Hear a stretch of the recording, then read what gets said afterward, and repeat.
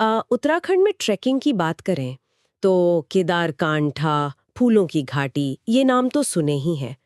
पर आज हम ना एक ब्लॉग पोस्ट के जरिए उन रास्तों की बात कर रहे हैं जो थोड़े छिपे हुए हैं। हाँ, बिल्कुल। मकसद यही है कि देवभूमि के कुछ अनदेखे अनसुने ट्रैकिंग अनुभवों को जाने। बिल्कुल।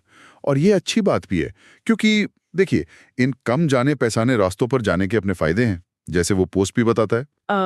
भीड़ कम होती है, हाँ, ये तो है।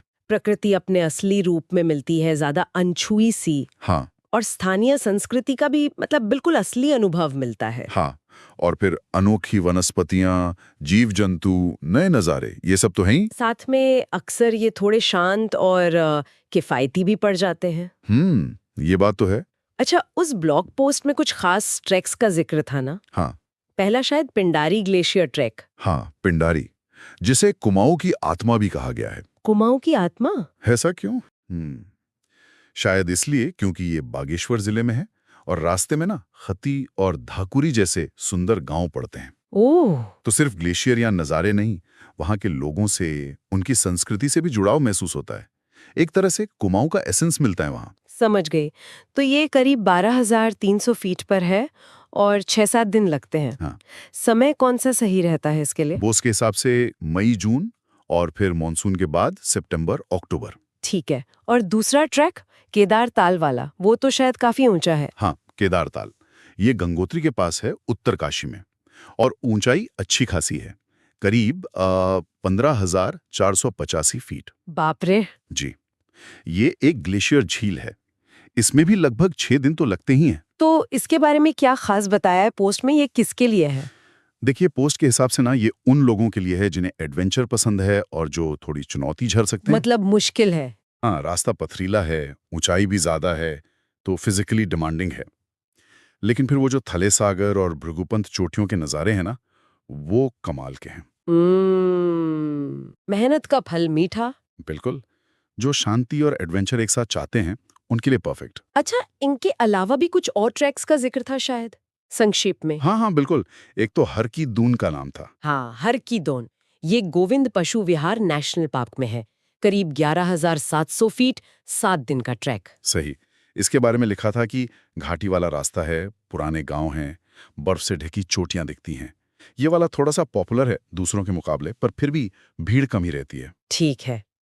और एक पनवाली कांठा, ये कहाँ है? पनवाली कांठा है टिहरी गढ़वाल में। ये भी करीब 11,500 फीट पर है और 4-5 दिन का ट्रैक है। इसकी क्या खासियत है? ये एक बुग्याल है, मतलब ऊंचाई वाला घास का मैदान, और कम लोग जानते हैं इसके बारे में। पर यहाँ से पूरी केदारनाथ रेंज दिखती है। अरे वाह, हाँ, और वसंत में तो बुरांश के फूलों से भर जाता है पूरा। बहुत सुंदर लगता होगा। जरूर लगता होगा। और तीसरा कौन सा था? डोडीताल। हाँ, डोडी ताल दरवा पास। ये उत्तरकाशी में है। 6-7 दिन लगते हैं। पहले डोडीताल झील तक जाते हैं, जो काफी शांत और सुंदर है। इसके बारे में भी कुछ खास? हाँ, एक मान्यता है कि ये गणेश जी का जन्म स्थान अच्छा, दिलचस्प है। है ना? और फिर दरवा टॉप है, करीब 13,615 फीट पर, जहां से बंदरपूंछ रेंज के नज़ारे दिखते हैं। तो इसमें प्रकृति, एडवेंचर और थोड़ा पौराणिक पहलू सब मिल जाता है। सही में उत्तराखंड में कितनी वैरायटी है ट्रैकिंग की। ग्लेशियर, ऊंची झीलें, बुग्याल, घाटियां, और ये सब वो रास्ते हैं जहां ज्यादा भीड़ नहीं। बिल्कुल। हर तरह के ट्रैकर के लिए कुछ ना कुछ है, बस थोड़ा खोजने की जरूरत है। अच्छा, अब जरा उन जरूरी टिप्स पर आते हैं जो ब्लॉग पोस्ट में दिए थे, खासकर इन ऑफ बीट ट्रिक्स के लिए। जैसे स्थानीय गाइड लेने पर क्यों जोर दिया गया है? देखिए, पहली बात तो सुरक्षा। ये रास्ते उतने पॉपुलर नहीं होते, तो निशान वगैरह उतने साफ नहीं भी हो सकते। गाइड को पता होता है। हाँ, ये तो है। दूसरा, इससे सीधे स्थानीय लोगों को रोजगार मिलता है। और तीसरा, वो आपको रास्ते, संस्कृति, कहानियों के बारे में ज्यादा अच्छे से बता सकते हैं। एक तरह से जिम्मेदार पर्यटन भी है ये। बिल्कुल सही।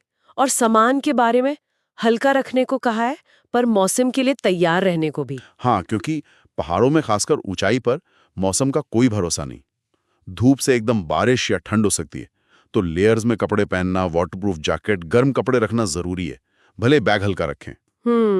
और वो कचरे वाली बात? वो तो बहुत जरूरी है। लीव नो ट्रेस का सिद्धांत, मतलब अपना सारा कचरा, रैपर वगैरह सब वापस लाना है, कुछ भी वहीं छोड़ना नहीं है। हाँ, ये तो हर ट्रैक पर लागू होना चाहिए। बिल्कुल। और नेटवर्क तो कमज़ोर रहता ही है ऐसी जगहों पर, तो फिजिकल मैप और कंपास रखने की सलाह भी दी गई है। और अगर मुमकिन हो तो होम स्टे या लोकल कैंप साइट चुनें, ताकि अनुभव ज़्यादा असली हो। तो कुल मिलाकर उत्तराखंड में ट्रैकिंग का मतलब सिर्फ किसी पॉइंट पे पहुंचना नहीं है। नहीं, बिल्कुल नहीं। ये तो पूरी यात्रा है, रास्ते के अनुभव हैं, जो लोग मिलते हैं, जो कहानियां बनती हैं, वो सब मायने रखता है। और ये जो छिपे हुए रास्ते हैं ना, ये शायद ज्यादा गहरे अनुभव देते हैं। हाँ, कह सकते हैं कि ये उत्तराखंड की असली आत्मा के ज़्यादा करीब ले जाते हैं, जो शायद बहुत ज़्यादा भीड़-भाड़ वाली जगहों पर महसूस ना हो पाए। ये प्रकृति और संस्कृति से जुड़ने का एक अलग ही तरीका है। बिल्कुल।